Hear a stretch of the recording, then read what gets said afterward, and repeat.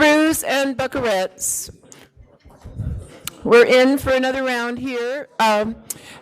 This is our not our last rodeo, but the last event in this particular rodeo. But I want to say that a number of the people who were not able to join us were very clear about saying they hoped we would have more events in this reckoning with the Deloria legacy, and so we hope that this would happen again. And for heaven's sake, Rick Williams had a wonderful thing to tell us about the particular alignment of the moon and the... No, there's something that is... Oh, Rick, please tell us about what September 13th is and when it's coming again in 2040. So come up here so people can hear you. There's something about this Friday the 13th, a full moon, and there was something else that I didn't catch, but it's not going to happen again. This whatever this day is not going to happen again until 2049. Yes, right. That's right. I'm sad that I won't be able to join you on that, but maybe we could have a rehearsal somewhere today. I could be there. Yes, I could be there. I could be there.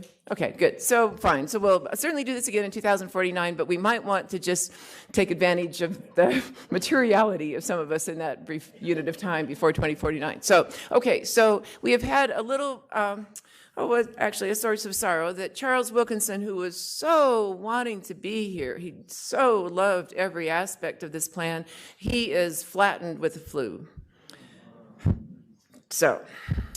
So he is not joining us. So I have rotated out of moderator, and because Carla was so much enjoying being moderator, here she is again. She will be the moderator, and I will be a panelist, having begun the day saying that I would not be a speaker, but it turns out that I will be, though the two principal speakers are still who they were here. Okay, so Carla, you're on again.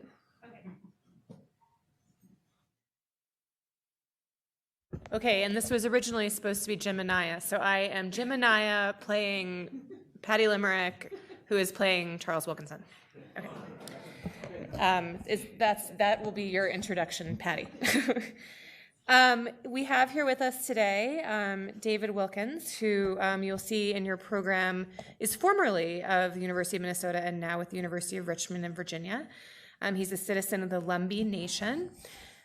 He has adjunct appointments and full professor appointments at various universities and is the author and editor of a number of books, including Documents of Native American Political Development to Present, Red Prophet, The Punishing Intellectualism of Vine Deloria Jr.,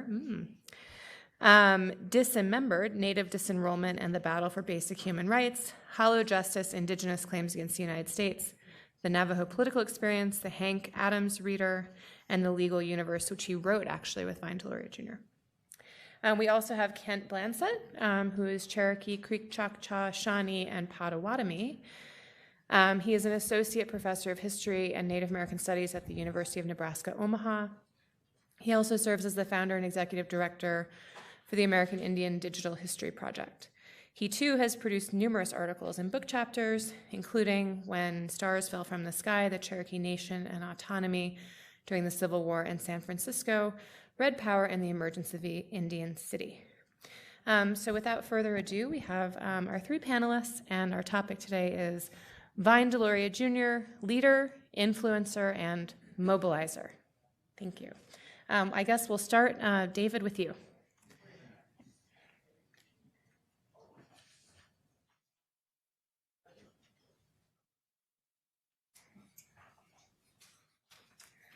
Good afternoon.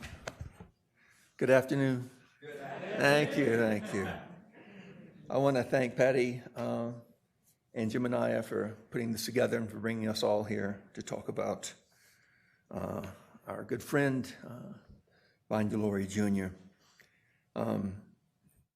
As we all know from Vine's incredibly diverse research, writing, and teaching portfolio. Can you hear me? Yeah. Okay.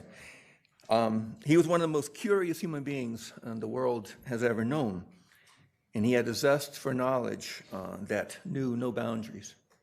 I first met him in the summer of 1975, but came to know him much better in the fall of 1980 when he encouraged me to enter the unique master's program that he had developed down at University of Arizona, Veteran in Policy, under the rubric of political science. It was a 2-year period that really set me on the intellectual path that I've been traveling ever since.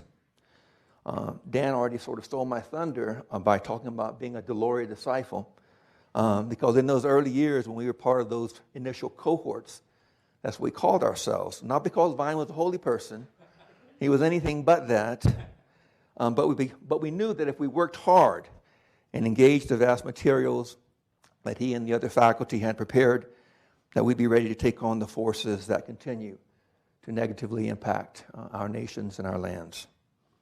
Vine had a clarity of mind and spirit that came from his respect for the knowledges and values of natural peoples, his love and respect of the land, his quest for the truth, his belief in honesty, and his impeccable integrity.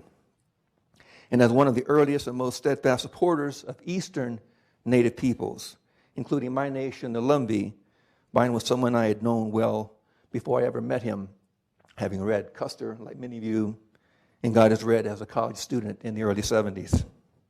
Ultimately, all of what Vine did in his public life was about engaging in actions and the development of legal, political, educational, and cultural strategies that were designed to improve the conditions of all Native peoples, recognized and non-recognized, treaty and non-treaty, urban and rural, mixed bloods, full bloods, and all peoples for that matter, and for the restoration of an ecological ethic that respected the earth as our actual, not merely symbolic mother. The second to last of Vine's 30 books that he wrote before he passed, The World We Used to Live In, that we've heard quite a bit about today, which came out in 2006, continued his tradition of providing clear advice to Native peoples about that most important of questions. How do we relate to the natural forces of the world? And where do we go from here? Another posthumous book, a comparative analysis of Carl Jung and the Lakota people, titled C.G. Jung and the Sioux Traditions, came out in 2009. And his last book that I had the honor to co-write with him, The Legal Universe, came out in 2011. How remarkable is that? Vine was so prolific that his books were still coming out 6 years after he walked on to the other side. While Vine sometimes discounted the importance of his prodigious and original works, calling them ad hoc and spur-of-the-moment political tracts, he also and much more accurately stated that if one read his scholarship in the context of his life, it was possible to, quote, see a persistent effort to lay down certain kinds of strategies for political action which are consistent from start to finish. And they would be alerted that it is in the actions of my life that theories and ideologies are worked out. And I think that's a wonderful sort of summation of his approach for many of his works. In other words, virtually everything that Vine wrote was about providing directions, actions, and strategic plans to improve conditions for all Native peoples, other oppressed groups, and for the earth herself. I'd like to relate to you some of the broad outlines and suggestions offered by Vine in his voluminous works. In Destroying Dogma, Vine Deloria Jr. and his influence on American society, Dan and Steve Pavlik pulled together a number of writers in a volume in which we wrote to honor Vine. The piece I wrote was called Forging a Political, Educational, and Cultural Agenda for Indian Country. And in it, I went back through many of his writings and several of his testimonials and speeches and pulled out his recommendations in the fields of politics, law, history, and tribal government. And I divided the essay into two parts, his reform and suggestions for the federal government, but also for Native nations as well. And I asked Kurt to hand out the tables. You all have, at least many of you have, copies of these, I think. And these are found in the book that I'll mention in a little while. A few months before he passed in 2005, he returned the draft essay that I had written containing these wonderful recommendations. And he said in a note that I had read your article on my way to work yesterday as I was clearing out my files. It really is a major piece of scholarship and mind reading on your part. He went on and said, "It occurred to me that after I'm gone, and people my age have to think in those terms, that you could keep the article and update it, add a few well-chosen sentences from our correspondence, and have yourself a nice, quick book." Now, Vine's sense of timing, especially about publications, was always impeccable, and I always took to heart his suggestions. Red Prophet took longer to write than I wanted, but it was finally released last year by Fulcrum, and I'm really glad that Bob is here. And we saw images of the numerous books that Fulcrum has published of Vine. And while others have written essays that provide biographical details about Vine's life, and David Martinez just published a political study of Vine's 4 early works, little scholarship has been produced that focuses on his philosophical, political, legal, cultural, and economic recommendations for reform. My short book provides that important data within the context and format that Vine suggested. In Custer, for example, Vine outlined what I call the Delorean Trilogy, which consisted of his powerful and original discussion of tribal sovereignty, his distinctive conceptualization and defense of the doctrine of tribal self-determination, and his clear description and analysis of the environmental sacredness that we've been talking about all day. This trilogy of concepts set the stage for a life of ideas, reforms, and suggestions that, if ever fully implemented, would go far towards the alleviation of what ails much inside and outside of Indian country. In his later works, most notably his robust study, The Metaphysics of Modern Existence, he added to this trilogy by discussing 2 additional terms: interdependence or interrelatedness, and maturity, that we've heard mentioned a few times today. In fact, for Vine, maturity may well have been the most important concept. As proof of this, he was interviewed in 2000, and he was asked, "What then to an Indian is the ultimate goal of life?" And Vine said, "Maturity, the ability to reflect on the ordinary aspects of life and discover their real meaning." And he went on and elaborated on that, but it's too long. We only have a handful of minutes. So with this as a backdrop, I won't go through the list of suggested reforms. You'll be able to read those for yourself. But I would like to highlight a few that have particular relevance for Eastern Native nations. It's important to note that some of his ideas have, in fact, been implemented, or at least partially put into play, at both the federal and tribal levels. Ideas such as to train Native judges to understand both tribal and federal law, engage in land claims restitutions for nations who unjustly lost their lands or were underpaid for them. That Congress should promote Native self-determination, which it did in the passage of the Indian Self-Determination Act of 75. That the U.S. should resolve legal and moral liabilities for Indian massacres, like Sand Creek, which was finally made a National Historic Landmark. That Congress should create block grant programs so that tribal governments could have more flexibility to spend their own monies. This came to pass with the Indian Self-Governance Act in the early 90s, and that's been implemented and expanded. That Congress should address and seek to rejuvenate the Indian land base. Congress has tried to do this with the Indian Land Consolidation Act, and they've made some progress, and partially via the Cobell class action lawsuit. That Native governments should adopt policies to clarify and structure what social scientists would be allowed to research. He laid that out quite graphically, did he not, in Custer? Many tribal nations have adopted such policies, and the several federal agencies have adopted consultation policies, which should actually be expanded to consensual policies, because consultation is not consent, right? And finally, and that Native governments should hire full-time lobbyists and have them placed in every state capital, as well, of course, in D.C., to improve Native-state relations. And we're seeing more numbers of Native tribes hire and create and train their own lobbyists and have them represent their interests at both the state and the federal level. And finally, that Native peoples must assert control over their own education. And we now have, 37, Dan, tribal colleges around the country, and those numbers continue to grow.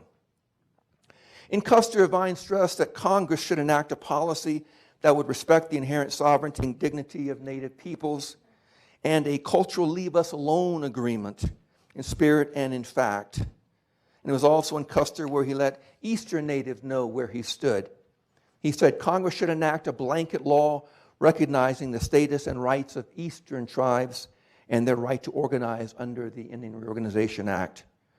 And he also wisely added that federal services could then be made available to those long-ignored tribes on a contract basis that would have enabled us to eventually attain a measure of economic self-sufficiency. And Eastern Native nations are still struggling in their own ways to get their particular relationship established with the feds. Another major issue for Vine in Indian country was a split of urban versus reservation and Eastern versus Western tribal communities caused in large part by federal policies of removal, relocation, termination, and extreme poverty conditions. Vine pressed for the formation of Native coalitions that would bring these separate but related groups together in a way that would have created a measure of unity, thus forcing the BIA and other federal agencies to accept their obligations to all Native peoples, not only reservation-based Native peoples. One particularly brilliant idea he proposed would concentrate its attention on the coordination among the non-reservation peoples and the reservation programs on a regional or area basis. In that way, migration to and from urban areas could be taken into account when planning reservation programs. This reeks of common sense, but we've not been able to make it happen yet.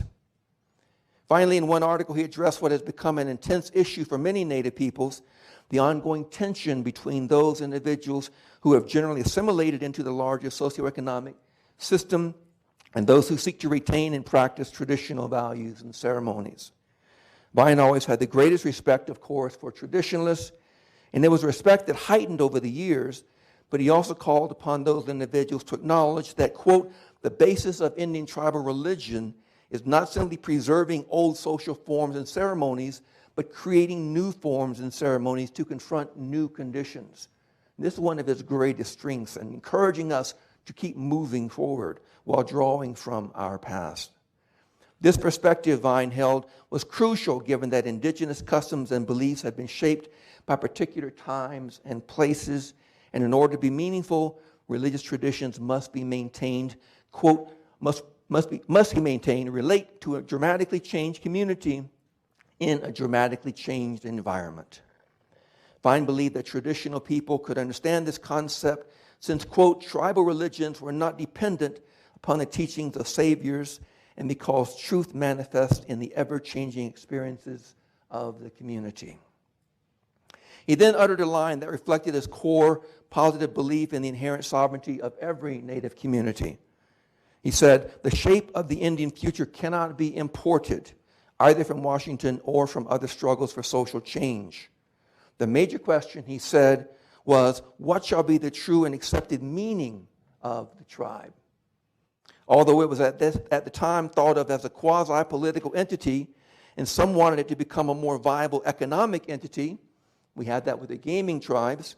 For Vine, his hope that was, quote, the tribe might once again become identified at its core as a spiritual and religious community. Since we are all serious about improving the situation of each Native nation and our relations with states, the federal government, and the international community as well, and doing more to protect and live with the environment, then it would behoove us all to spend time dwelling on and then responding to the many ideas that Vine spelled out in these two tables and in his many other works. In the broadest sense, these powerful, timely, and interconnected suggestions and policy reforms would strengthen indigenous nationhood, but would also fortify the notion of the U.S. as a pluralistic democracy, home to not one but many democracies, including those of our nations, striving to fulfill the needs of their citizens and maintain amicable relations with other political bodies.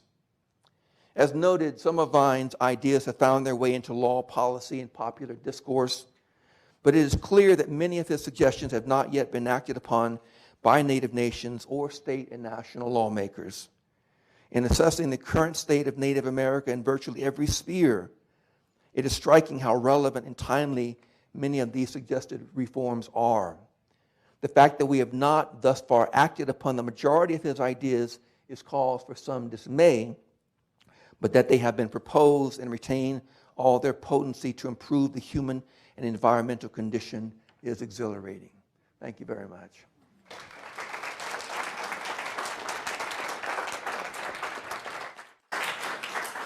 Thank you, Professor Wilkins. Next, we'll hear from Professor Blankenship.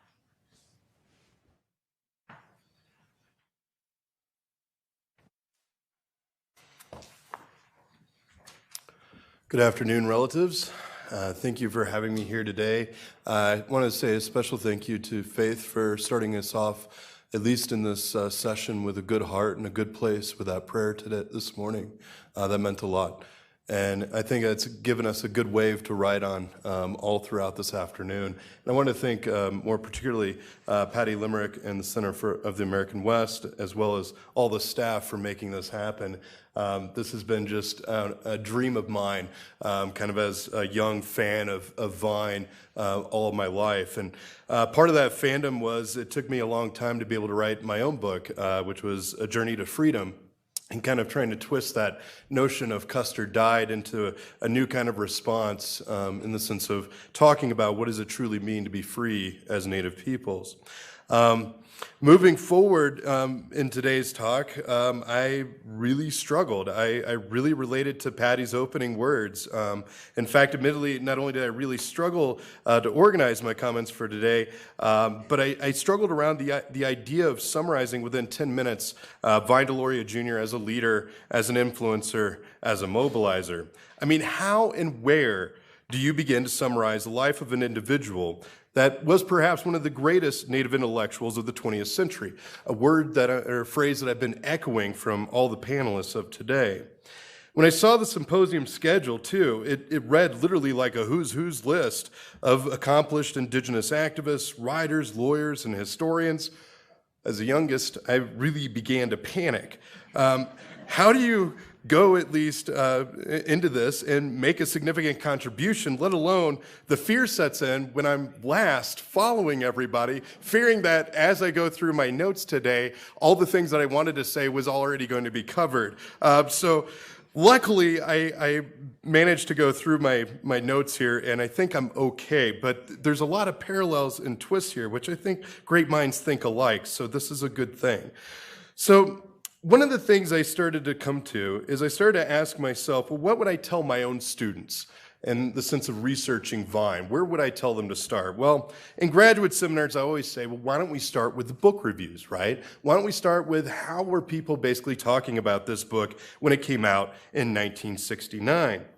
So I elected to do just that. I elected to jump feet first down this rabbit hole. And I was genuinely curious to see how other Native scholars in the 1960s and 70s began to review Custer Died for Your Sins. The first review that I found was from a Cherokee lawyer, and it caused literally my jaw to drop on the floor. Joseph C. Muskrat reviewed Vine's book for the American Bar Association Journal in December of 1969. He wrote, and I quote, "Vine Deloria Jr., a law student at the University of Colorado, has managed in 279 pages to present the reader with some of the most outrageous nonsense and muddled anthropological thought ever to appear in print. When he is right, he is generally right for the wrong reasons.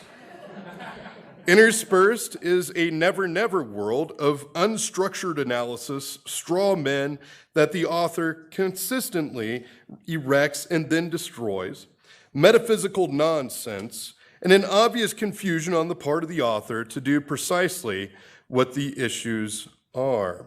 If the reader is by now thoroughly confused, perhaps he can take comfort in the fact that Mr. Deloria is too." I was like, oh my gosh. But as, you know, just having my book come out, I was thinking, it can't get that bad. So it was kind of helpful too. It was kind of, stimulating in that kind of regard. In other words, I was stunned after getting through this review. And this was, just as caution, this was one of the worst reviews I'd ever read. Then I thought maybe that's just a lawyer thing. I mean, it was the American Bar Association. Perhaps it's going to get better. Surely the next one, right? Well, the next review I read and came across was from Okewenge Pueblo anthropologist Alfonso Ortiz, who at that point in time was teaching at Princeton. His review fit the definition of what some academics call a praise sandwich. Two pieces of praise wrapped around a very thin layer of negativity. Quote, This is one of the most ambitious and most successful overviews of contemporary American Indian affairs and aspirations I have ever read. That's the praise. Although all academic specialists in the Indian world also be well advised to scrutinize the book's contents carefully. A little bit of negativity, right? Specialists are not likely to be satisfied with Deloria's coverage, end quote. I was like, wow, oh my gosh, how did Vine react to this? Well, Alfonso's review was far better, obviously, than Muskrat's. Ponca historian Roger Buffalohead, in a November 1970 review, literally piled on the negativity in the praise sandwich metaphor. Quote, Vine Deloria has produced a witty, provocative, and sometimes crotchety interpretation of the past and current state of affairs of American Indians. While this approach is commendable and has some validity, there is, to quote one man who knew Deloria very well, a lot of bullshit, on which much of the approach rests. On the whole, Custer Died for Your Sins is a worthwhile and much-needed contribution to the literature on American Indians. Pardoning Deloria for excesses here and there, the book must be judged the most thought-provoking and exciting study of American Indians in recent time. In other words, a giant praise sandwich that was handed by Roger Buffalohead. What I soon realized, the book had also just come out. I was used to, at least having been a fan of Vine Deloria, expecting, well, who could not like his work, right? Well, that was interesting, because the book had just come out, and Vine Deloria was the new kid on the block, attempting, at least in writing, a kind of long journey of publications that would then follow after Custer Died for Your Sins. And this will kind of make sense as I move forward in this. After the brutal exercise of reading through some of Vine's academic reviews, I decided to track down the actual book numbers. I was really curious. How many copies, at least, have been sold over the last 50 years of Custer Died for Your Sins? I mean, what is the hard data if we were to look at this?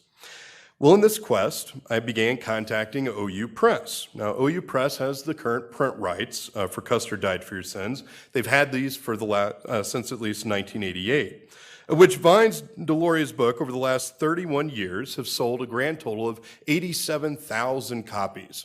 And that's just since at least 1988. So I was curious. I mean, they couldn't give me any of the numbers from Macmillan. So I called up Macmillan, only to be transferred, obviously, to Simon & Schuster, who had bought out Macmillan. And of course, as of today, they are still searching, at least for those numbers. So I will have to report back to you after the conclusion of this conference on those numbers. But with fair certainty, I can say something. That Custer Died for Your Sins has sold, at least steadily, at a rate in the last 50 years. And of course, if we were to use that steady rate in the comparison with OU Press, it would be at least well over 150,000 copies that have been sold, at least around the world. As these numbers reveal, most are at least already aware, at least, of his books far surpass the expectations bound within these early reviews. And beyond the critics, Deloria also wrestled with another hurdle beyond the reviews. In the 1970s, his book actually was banned. It appeared on several major censorship lists, along with other titles like Eldridge Cleaver's Soul on Ice, Hinton's The Outsiders, or even Harper Lee's To Kill a Mockingbird. Now, it's fascinating to me because sometimes being on the censored list can also help you sell more books. Readers, in other words, don't like to be told what to read, especially because they can decide this for themselves. Well, I still at least waited for the press to locate the early sale numbers of Vine's book, and I was sweating at this point because the date was approaching for me to come here. I got a little sidetracked and hung up on another term, the influencer term, which today has a really peculiar meaning, especially when we consider we're in this digital and social media age. I mean, how many people follow you on Instagram or how many likes you accumulate on social media has some sort of, bearing today. And I always kind of wondered what Vine's take on all this would have been. And I really wanted to at least test out a couple of theories, especially as a digital historian, on at least a fascinating app called Google Trends. Now, for those of you who have never used Google Trends before, it provides users with data sets that are reported on a month-to-month basis. And it charts this data over a significant period of time in order to demonstrate how a particular search term or individuals are trending on Google. Now, this application is fascinating because it can track search results all the way back to 2004, roughly the last 15 years. So I imagine that in the future, historians will scour through thousands of hashtags, tweets, and also perhaps Google Trends to write biographies. But putting the future aside, I got a little carried away, primarily because one can also use this app to compare different individuals or events and how this data trends over time. So I was curious. Did Vine Deloria have more search hits than George Armstrong Custer? I literally thought, oh, wow, I just created a digital little bighorn. Unfortunately, I'm sad to report Custer still trended higher than Vine. Now, that's a call for action. My hope is that events like this will actually change that trend in the future. Before giving up on what I thought might be a great hook for this talk, I remembered a story from my own research on Richard Oakes. Cree songwriter and musician Buffy St. Marie once stated that in a 3-minute song, she could reach far more people than Vine Deloria ever could in 300 pages. And sure enough, Buffy, based on Google Trends data, was right. Since 2004, Buffy St. Marie has indeed trended higher than Vine Deloria. So what does all this data mean? Does it tell us anything about how people interact with that data? Well, this is perhaps best left to the next generation of digital scholars moving forward. So next, I began to turn to my own bookshelves. And I picked up a book that I remembered had a very cool photo of Vine wearing a sweatshirt. It was a rare photo that I remembered because he wasn't wearing his glasses in this photo. This black and white image was captured by Andrea Medeka, and it appeared in a limited edition coffee table book in support of the American Indian College Fund. When I opened up the book, I'd also stumbled upon a great story. It was a story of how Macmillan Press inspired the publication for Custer Died for Your Sins. From 1964 to 1967, of course, Vine Deloria, as we know, served as executive director for the National Congress of American Indians, or NCAI. And on one occasion, while he was in New York City to advocate for social justice issue, an editor at Macmillan reached out to Vine and asked him to lunch. Now, I'd like to imagine, at least in my mind, that this place might have been like Seinfeld's Monk's Diner, right? It probably was Lion's Head, but I pictured it in myself in my head as being kind of Monk's Diner, and the Formica tables, endless coffee, and of course, a smoky haze coating the room, partly from Vine's own non-filtered Pall Malls. In this vision, his Macmillan editor leans over and cuts to the chase with a perspective offer to the author. Would you be open to writing a book about contemporary Indian affairs for Macmillan? Vine leans back with a slight smirk and says, what qualifies me to write a book for your press? Is being Indian enough? The editor, to his surprise, said yes, and cut him a check in advance for $500. And this was good money, mind you, in the 1960s for an unpublished author. It provided Vine, at least at that time, with enough money for him and his family to live off of while he attended law school here at the University of Colorado. Now, once in law school, he kind of forgot all about the New York meeting.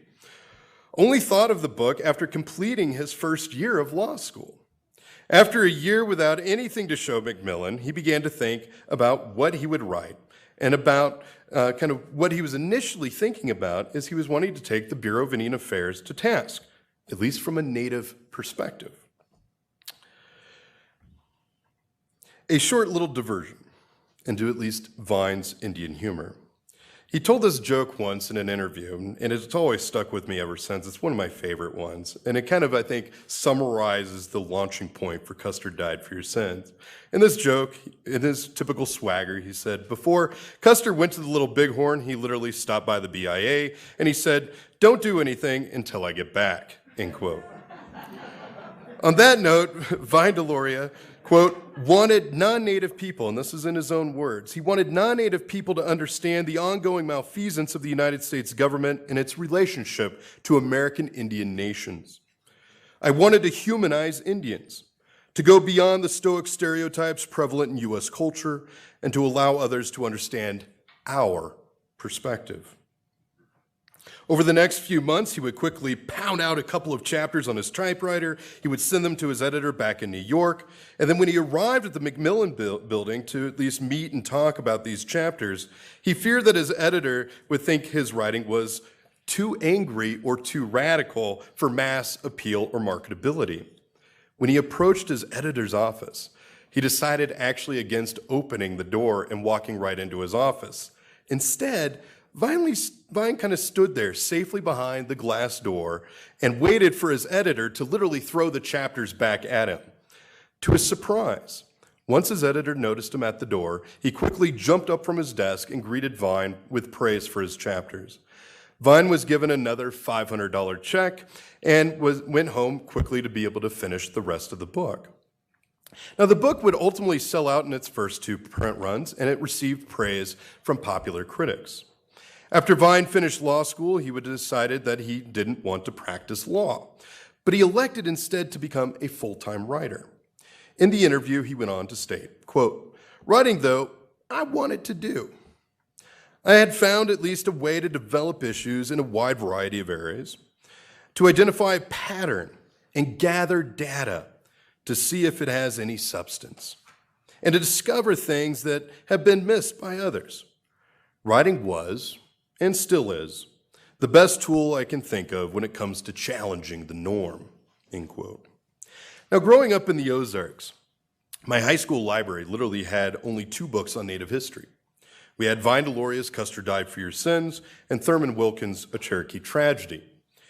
Now, during the early years of card catalogs prior to the invention of the internet, I thought these were the only 2 books on Indian history that existed in the world. We didn't leave the Ozarks very much as kids.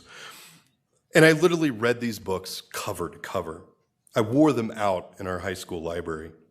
Vine's book at least became my escape.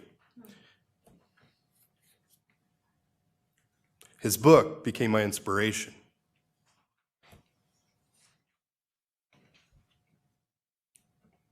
And in the end, his book became my salvation. During my freshman year at the University of Missouri, the first place I went had been the E-Stacks of Ellis Library. It was rumored, at least among all the Native students, that John Neidhart's ghost supposedly still walked among the stacks, or the E-Stacks, at Mizzou's library, or Ellis Library. So you always had to keep an eye out for if John Neidhart might be peeking over your shoulder. And I'll never forget the discovery, the first time ever I saw those E-Stacks. Because I came from a world in which I thought there was only 2 books on Indian history, and all of a sudden I found rows and rows and rows of Native history books. I realized that Vine had written more than just Custer Died for Your Sins. And I was like a kid in the candy shop.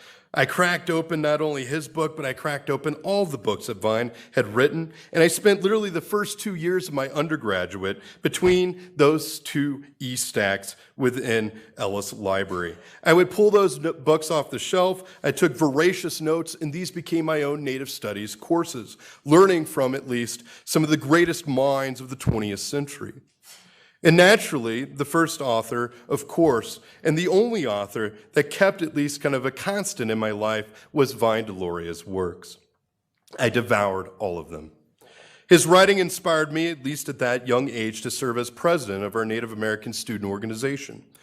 And at that point, I decided, at least along with others, that we would lead a 4-year struggle for the return of over 3,000 of our ancestors' remains that were housed at the University of Missouri. I relied upon the newly passed legislation called NAGPRA, or the Native American Graves Protection and Repatriation Act. And after many public demonstrations and protests, bringing in at least Dennis Banks and Mike Haney from Oklahoma AIM, our small group of students managed to make change. We forced at least the university to issue a public statement showcasing their commitment and devotion to repatriating all of our ancestors back to a repatriation site in the state of Missouri managed by the Iowa tribe of Oklahoma. Beyond activism, Vine Deloria's book inspired me to become a historian and to continue at least my research on Red Power well after I graduated. I finally met Vine Deloria when he came to Albuquerque when I was in grad school at UNM, and he came in for doing a book signing. Now, the Indigenous nerd that I am, and for me, this was like meeting Stan Lee right at Comic-Con. I had packed literally every one of his books into my backpack that I could fit in. And I piled them in, at least on the table of his signing table, only to have Vine turn his head and say, "I have to sign all of those?" And yes, it was a form of endearment, that teasing, that uncle inside of him that just made you feel welcome with that booming laugh. It was not every day that you get to meet your heroes. At least for this shy Indian kid from the Ozarks, that was a day I'll never forget.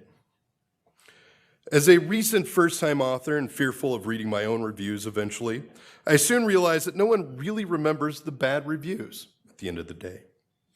No matter how bad the reviews or the censorship he faced, Vine Deloria wrote the book that he wanted to write, and one that needed to be written in that moment in our history. It was an unapologetic narrative that could wake America up and get Americans to finally acknowledge their true treaty and legal obligations to indigenous nations and peoples. Finally, I would argue that the real objective of Custer Died for Your Sins was an attempt to decolonize all Americans.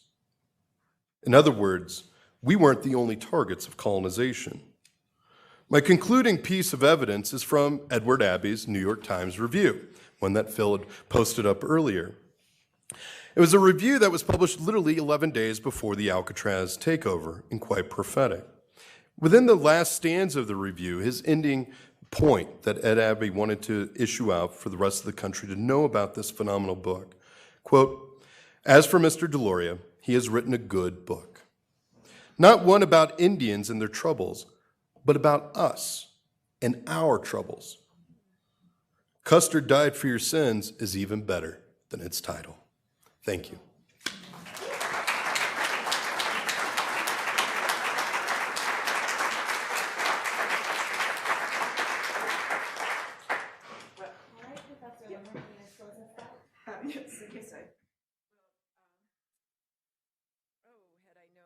Have taken notes when Charles Wilkinson told me stories about his friendship with Vine.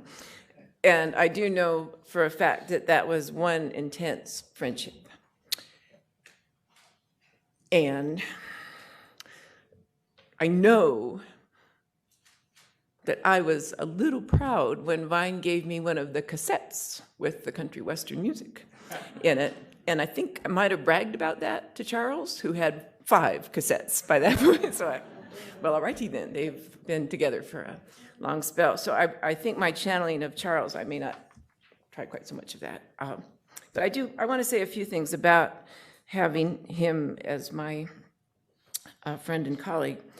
He was on the 3rd floor of Helms, and he had a couple of couches in that office, and his tradition of office hours was, I think it has to be unique. Maybe other people do it. I haven't seen it. He would come from his class with maybe 9 or 10 students who just, I don't want to call them ducklings, but they had that quality. They would just troop behind him over to the office, and then they would get into various postures and reposes. Some of them would get a chair, but hardly any, I guess, would get a chair, but they'd be on sofas and be on the floor. And then he'd just do a salon. I mean, eat your heart out, Gertrude Stein, at that point, because it was a wonderful thing to see that symposium that took place there, and sometimes I snuck in. He smoked, and so I still have a peculiar attitude towards smelling indoor smoke. I usually, if I'm in a wouldn't happen in a restaurant, I guess. As he said, he had many remarks about Boulder restaurants where you had to step outside to smoke. I could quote some of those, but they're not really appropriate for public audiences. But my conditioned reflex to this moment is that if I walk into a classroom building and smell smoke, I think, Vine's here. So that's unusual attitudes for a person from Boulder to be so happy and moved at the smell of cigarette smoke. So I wanted to talk about him as a teacher just for a moment more, that he had an exercise for all this stuff about active learning, which we now have been chattering about in higher education for a couple of decades. He had, for instance, an assignment. He taught the American History Survey class. He taught American Indian history, but he also taught the whole general survey class. And when he got coming up on the 1920s, Phil, correct me, but I'm pretty sure that I have this right, that he would assign each student in the class, and there could be 200 people in the class, they would each have to find a person, an African-American, Mexican-American, American Indian, Asian-American, who had made a hit in theater, music, or sports in the 1920s, who had really made an impact with that. So they were to find one of those folks and research the hell out of that individual, and then come to class for a couple of days that were just an ongoing symposium and workshop. And of course, the point of that was that for all of the revival of the Klan, new version of the Klan in the 1920s, for all of that, things were happening in American race relations that you would not notice if you just followed the presidents or the members of Congress or the operations of the Klan. So I don't totally know if that's where Indians in unexpected places might have come, a tiny unit of that might have come from that assignment. Well, it came from the Pawnee roller skater. Well, of course, I should have known that. But it was a congruence, or it was a coincidence of some kind that was pretty cool. I kept thinking I would end up with some techniques that would be as brilliant as that for involving the students, and I did not over the years. So, but that was a wonderful thing to watch. Then I had a few things I wanted to say about his one of them I probably should keep to myself, I guess, but I did mention it to a couple of people last night. Well, first I want to talk about how I saved our colleague Richard White from Vine's anger. Richard White is a very noted Western historian at Stanford, and he is very accomplished, and he writes extraordinary books. There's no one better on our team than that. One day, I smelled smoke, and I came happily up the stairs, and Vine was on a tear. And he was very mad at all of my closest friends in Western American history. He was really mad at Elliott West for saying that the acquisition of the horse by Indian people had reduced the grazing resource in river valleys and thereby weakened the bison. He was really mad about that. And because Elliott West was my friend, I was quite guilty and implicated in that. So that wasn't good. And then he went on to Richard White, that Richard White, he said, had never met an Indian. He was writing all these things about Indians. And there at least I had something to say, and which happened to be true. So because Richard White and I had gone to Santa Cruz together. He was 3 years ahead of me. I would have known him, except I would have met him when we were at Santa Cruz, except I did not, because he was not at Santa Cruz. He was taking independent studies from Santa Cruz, and he was spending all his time supporting the fishing rights protests. He was doing independent studies, sitting in muddy, rainy locations. And so when with Elliott, I'm afraid I might have just betrayed Elliott. I probably just stayed quiet on that one, didn't really jump in there for my friend. But with Richard, I thought, I have this one. And so I talked about the fishing protests. I talked about how Richard, in fact, had been a witness, and probably to this still moment is an important witness in cases involving shellfish, especially for tribes on. So very proud of myself. I pulled Richard White from the line of fire and put myself in the line of fire, because then we had to turn to my flaws and my failures, which were significant and vital. But I still am a little bit proud that I pulled Richard from the line of fire and thereby got it myself. So one of the other stories I was going to tell, and I did mention it last night, others. So Jeff Limerick, and I want to get back a little bit to that. 2 more points I want to make after this. So Jeff Limerick and Vine were very fond of each other, and Jeff had designed our house, and Vine brought, I'm pretty sure that Rick Williams was in that group, and Ward Churchill was in that little party. This was in the early 90s. So we knew that Vine was coming by with a couple of friends. So we go to the door, and there's Vine, and I knew Rick Williams already, so there's no introductions necessary there. We knew each other quite well. And then he said, and I knew Ward a little bit, so then Vine points to Ward, and he says, and here's Russell Means, in your dreams, Ward. Which we had to have been there, but that'll stay with us. One more just personal observation, what to me was really interesting about those reviews. I met a whole slew of people in 1981 at the Sun Valley Conference. I beg your pardon, I misspoke. In 1983, the Sun Valley Conference anticipating the 50th anniversary of the Indian Reorganization Act. So I met a slew of people at that. That's where I told Vine that I had used his book at Harvard, which went poorly. But I met Alfonso Ortiz, I met Roger Buffalo. All those folks were there at that conference, and I don't know what happened to those reviews. If it's not only that the readers forget the reviews, but the writers forget them as well. As far as I could tell, Alfonso and Vine were pals. So it just makes me wonder why we go to the trouble to write those damned reviews, because they're gone, though they're very quotable. I appreciate you're getting that. So then I do want to say that the Center of the American West was founded by Charles Wilkinson and me at a time when we both knew Vine quite well. I was on the board of the Sun Valley Conferences, the organization Richard Hart, the anthropologist who's worked closely with many tribes, had founded a little board, and so I got to know Vine through serving on that. When he went through that long endurance thing with the implants, the tooth implants, which, oh boy, so he was very brave and very noble in taking that on. When I had my own implant, I thought, I can live up to Vine standards here for that. It's quite a tormented thing. Anyway, he was so impressive and so wonderful, and we got to be quite good friends through that, so that when we were founding the Center of the American West, I had a bunch of different thoughts in mind about what applied history might be, what it might mean to be doing history in a way that, well, many people were saying all through the day, of connecting with people whose lives are involved in that history. So the fact that Charles Wilkinson was the one who persisted in doing the paperwork to create the center. I got discouraged. I'm not good at forms. And I said to Charles on one really cold day, too much work, too many forms, let's give it up. And Charles said, I'll do it. I'll stay in there. And as I say, I should write Charles Wilkinson a fan letter, letter every day. But I think that there's no question that we had Vine's work as a leading, there's so many reasons to claim him for so many good causes, but I think for us at the center, the applied history work that he was doing, never used that phrase, never needed to use that phrase, but I think that's an inspiration. And so in that sense, the very fact that we had an organization that could organize this event, it just loops around. So my last comments, I wanted to say something about his kindness. And then I wanted to, well, okay. So he was really fond of Jeff Limerick, my late husband, and Jeff had a stroke in 1996. He was only 48 years old, and in the intensive care unit, which is kind of my home for a little bit there, Charles Wilkinson came with a very delightful hatch chili pepper tree, which really wasn't what we needed at that time, but I do remember him bringing that. That was really good. And then Vine and his wife came because they were afraid that I wasn't eating, so they took me out to lunch or dinner so that I would be eating.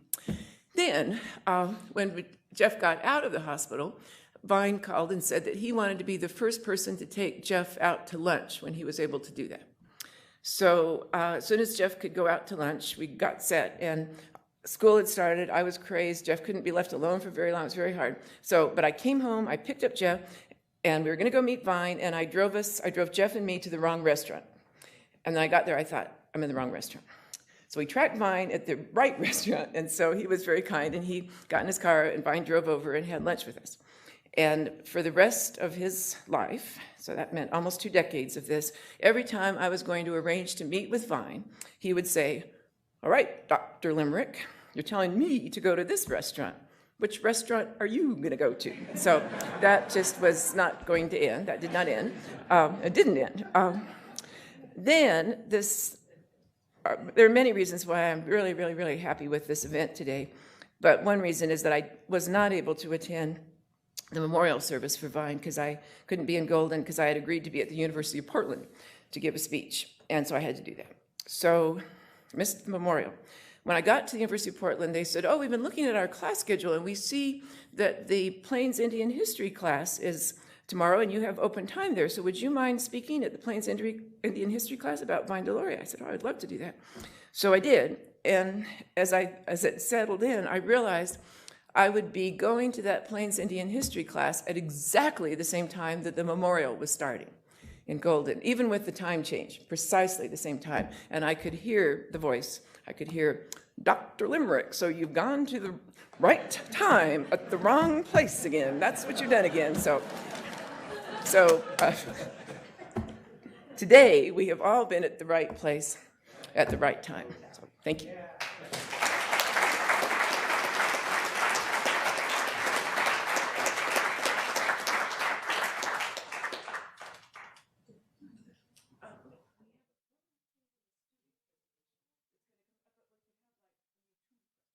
go to the student. 2 questions. Better be good. It's just a simple question on the future of print publishing industry now that people are doing things on their Kindles or Google or whatever. How does that affect the media coverage and the popularity of such books, as you've mentioned? Yeah, that's a great question, and I think it's changing accessibility because it's also making it cheaper. For me, digital was kind of a revolution. I really wanted to get involved with it by creating the American Indian Digital History Project, and part of this is kind of in Vine's legacy, which was we digitized all of Akwesasne notes, and we put them in their original form. We made them searchable, and then we're entering the metadata so you can actually do detailed searches of Akwesasne through the whole period of its run. And that way you can see every article that was ever done on the Navajo Nation that appeared in the Akwesasne notes over time. And so these become new ways in which we can take our publications and be able to have different dialogues and discussions. And more importantly, we can take those rare publications, which it took me going between 2 different coasts and 5 or 6 different archives to finally read a full set of those. But now they're open so that students don't have to do that same kind of traveling. They're right there and they're accessible. One of the other future trends of that is to create a treaties app. So kind of doing the work of the treaties, but make it to where it's an app on your phone. And so you can just search all the treaties that were abrogated and all the treaties even that came after 1871 that even weren't ratified. You still have those treaties that you can search, and as a tribal member or representative, if you're going before government, you can pull up that treaty and search it by keyword and go right to the stanza, right to the article that you need to cite. And I think that's kind of where the future is taking us in positive directions. And yeah, I think it's changed the world for university presses in general too. The New York houses versus the university presses in the sense of profitability margins and what they can do for authors has also been a very interesting issue that all of us have been kind of talking about in circles, and kind of what's going to happen in the 21st century with publishing. And I guess I would say that Vine's style and Custer Died for Your Sins is very compatible with our world today. I'm delighted that I was born at a time when they did not have the diagnosis of attention deficit disorder, but boy, would I have been a candidate. I'm not good. If I'm given a very big tome to read, there's as much despair as there is in a freshman's heart at that moment. It's a very big tome. Perhaps if I divide it into little sections and put Post-its in between the things. So I am really of the fragmented attention span. I've been that, I guess, all my life, which makes the Central American West a great place to work because we never concentrate on anything. We just are thinking of different things all the time. But I think there's, in a weird way, I think it's very compatible with what we have now of the don't expect people to settle in for the long haul. And so I actually think this comes, Custer Died for Your Sins kind of comes around to where attention span is these days of no tomes, please. And the humor thing, of course, I think is a huge part of that. So should we maybe... Wrap up. I wanted to mention one thing. This Google data thing is pretty cool. And in the in-between here, I noticed that the Sioux tribe, the Standing Rock Sioux tribe, actually defeated Custer for a second time in 2016-17 with their Google hits. By a wide margin. Yeah, I'll add that to this. I'll add that to the talk. That's a good one. Yeah, no, and I think that's, the other signpost of digital for us in creating the Digital History Project was what we really also wanted to extend out to was to reach out also to tribes and start digitizing tribal archives and what tribes would want the public to know. And part of this is to get kind of like what Mark Trahant was saying this morning, to get actual reporting that's based upon those sources, but is accountable to having the latest research possible. And the amazing thing with putting that out there was we started getting people writing us from Germany and England, like young students that were like, oh, thank you so much for putting this up online. I couldn't make it to America to be able to do this research. So it's almost that, kind of effect of transforming the world, but also indigenizing the world and kind of using that as a tool for decolonization in another way. So it's kind of exciting to see where the potentials go with that. I think we should finish the panel.